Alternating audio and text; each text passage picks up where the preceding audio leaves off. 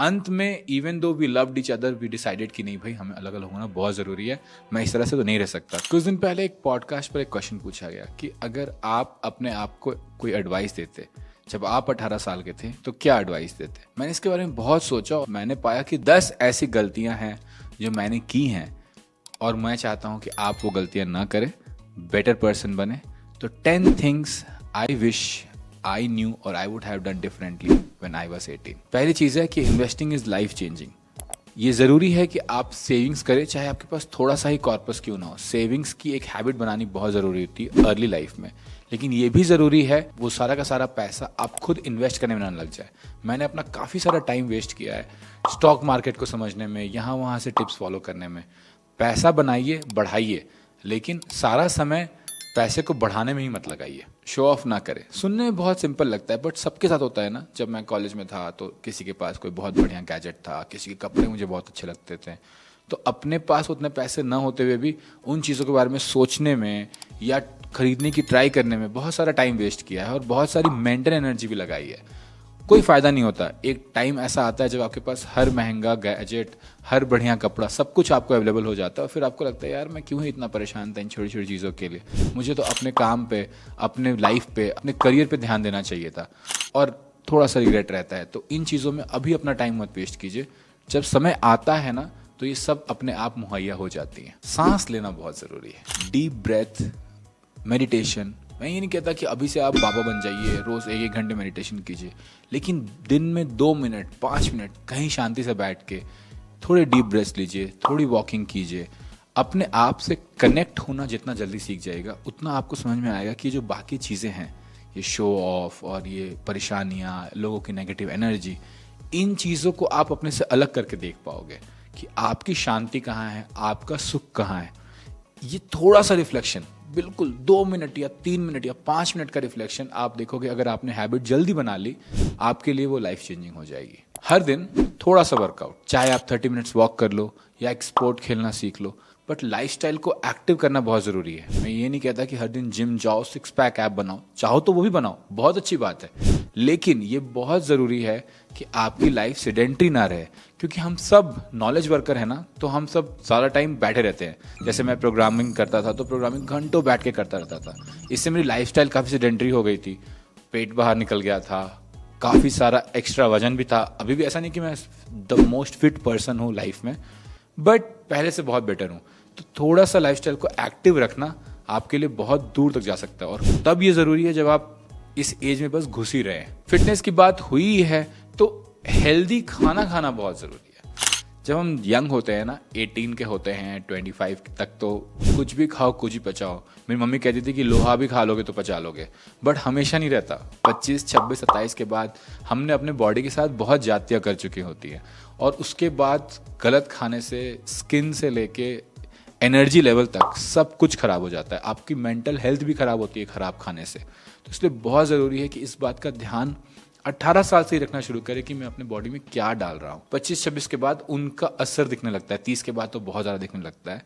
तो प्लीज़ अपने खाने का और अपनी ईटिंग हैबिट्स का थोड़ा ख्याल अभी से रखने लगिए। एक कहावत है, संगत से गुण आत है, संगत से गुण जात। मुझे लगता है कि इस कहावत को थोड़ा सा मॉडिफाई भी कर सकते हैं कि संगत से खुशी आत है और संगत से खुशी जात।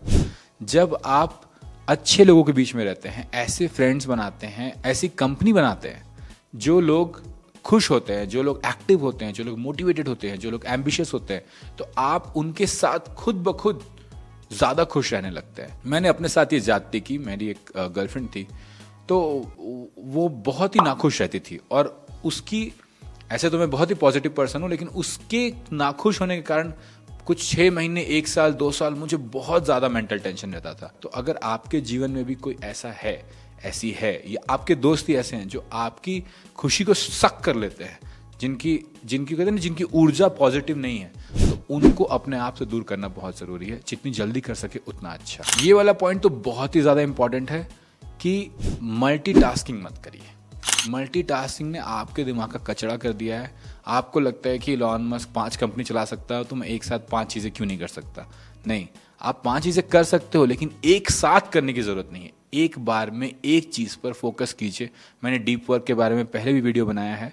आप अपने फ़ोन को डू नॉट डिस्टर्ब पे रखना शुरू कीजिए, चाहे दिन में 1 या 2 घंटे ही सही। जब आप पढ़ाई कर रहे हो, कोई काम कर रहे हो, फ़ोन को डीएनडी पे डालिए, ताकि आपको हर समय जो डिस्ट्रैक्शन की आदत लगी है, जो डोपामिन हिट की आदत लग गई है आपके दिमाग को, उस आदत से आप बाहर निकल सके। बहुत ज़रूरी है। हमारे टाइम तो फिर भी थोड़ा कम था, आपके टाइम तो फ़ोन ने आपको बर्बाद करके रखा है। ये चीज़ आप रिग्रेट मत करो आगे चल के। अभी से डीएनडी का प्रैक्टिस शुरू कर दो। 18 साल से 32 साल तक कई बार मेरे से ये गलती हुई है कि मैंने क्रेडेंशियल को ज़्यादा महत्व दिया है। कौन किस कॉलेज से है, मुझे लगता था कि इस कारण इंसान बहुत पहुंचा हुआ होगा।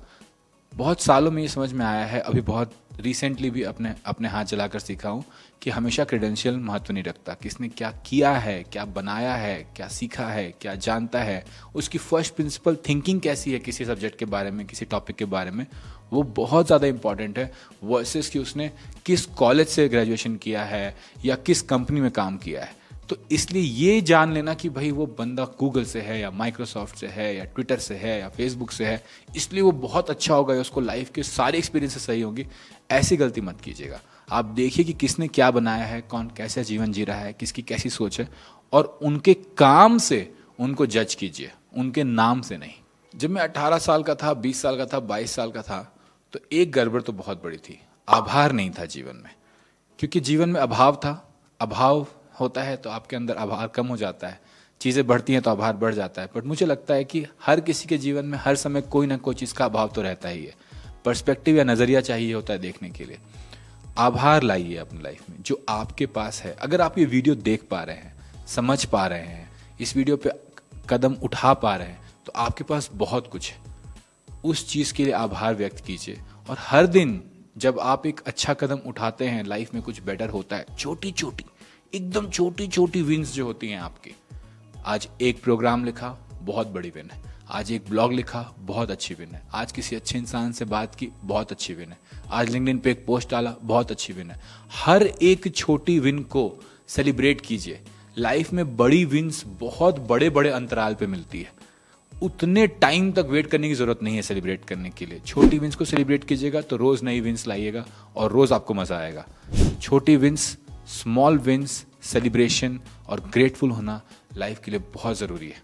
देखो, जब हम बच्चे होते हैं ना, और जब हम थोड़े से बड़े होते हैं, और अभी इन्फ्लुएंसर्स को भी जब आप फॉलो करते हो, अधिकतर लोग बोलते हैं कि 30 साल के बाद बड़े आराम की ज़िंदगी बितानी है, financially independence and retire early, या ऐसा जॉब ढूंढ लो जहाँ तुम्हें बहुत काम ना करना पड़े। हमारे घर पे भी सरकारी नौकरी को इतना ज़्यादा ग्लोरीफाई किया जाता है। एक वो गंजी का ऐड भी आता था कि ऐसे कि बड़े आराम से।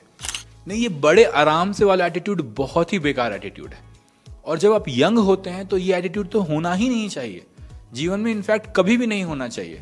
ग्रोथ, आपके जीवन की खुशी, आपके जीवन की बढ़ोतरी, आपके जीवन का सुख और संतोष, वो अनकंफर्टेबल प्लेसेस में है। मैं ये नहीं कहता कि कांटे लगा लीजिए अपने सीट के नीचे, ठीक है, कीले लगा लीजिए जूते के नीचे, नहीं।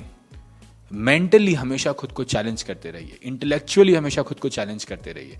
ऐसा काम कीजिए जिसमें आपको लगे कि अरे ये तो मुझे आता ही नहीं, और फिर उसमें सीखिए, ग्रो कीजिए, अपना कॉन्फिडेंस बढ़ाइए।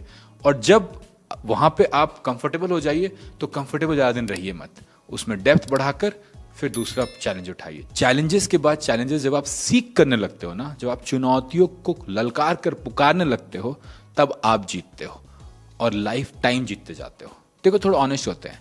मैंने ऑनेस्टली अपनी गलतियां बताई, तुम भी इसमें से कोई ना कोई गलती तो कर ही रहे होगे। तो चुपचाप मुझे कमेंट में बता दो कि कौन सी गलती कर रहे हो और उस पर आज से काम शुरू कर लो। 1 साल बाद इसी वीडियो पर आकर हम वापस मिलेंगे और देखेंगे कि तुम उस मिस्टेक पर प्रोग्रेस कर पाए हो या नहीं। यार, इतनी प्यारी वीडियो है, दिल खोल कर रख दिया तुम्हारे सामने। तुमसे मैं क्या मांग रहा हूँ? एक लाइक, एक शेयर और एक सब्सक्राइब ही ना, इतना तो दे ही सकते हो।